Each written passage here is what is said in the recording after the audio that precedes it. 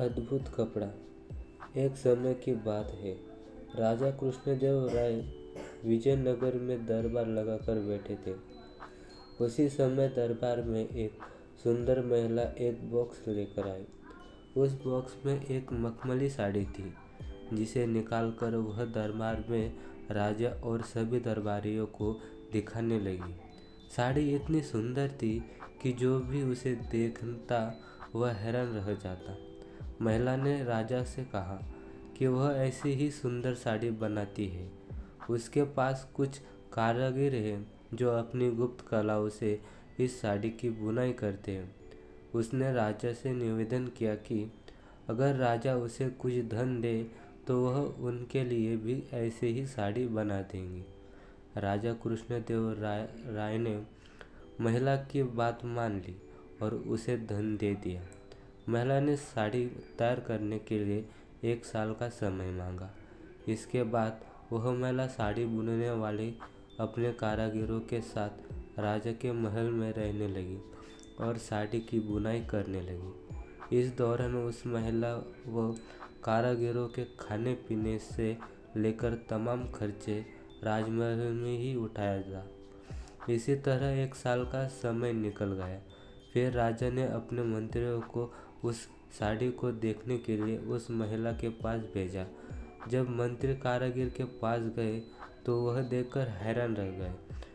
वहाँ तो कारीगर बिना किसी धागे या कपड़े के कुछ बुन रहे थे। महिला ने बताया कि उसके कारीगर राजा के लिए साड़ी बुन रहे हैं, लेकिन मंत्रियों के बताया कि उन्हें कोई साड़ी दिखाई नहीं दी।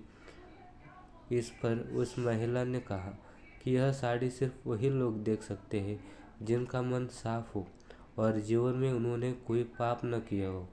महिला की यह बात सुनकर राजा के मंत्री परेशान हो गए। उन्होंने बहाना बनाते हुए उस महिला से कहा कि उन्होंने वह साड़ी देख ली है और वह वहाँ से चले गए। राजा के पास वापस आकर उन्होंने कहा कि वह साड़ी बहुत ही सुंदर है। राजा इस बात से काफ़ी खुश हुए। अगले दिन उन्होंने उस महिला को वह साड़ी लेकर दरबार में हाजिर होने का आदेश दिया। वह महिला एक बॉक्स लिए हुए अपने कारीगरों के साथ अगले दिन दरबार में आ गई। उसने दरबार में बक्सा खोला और उसको साड़ी दिखाने लगी।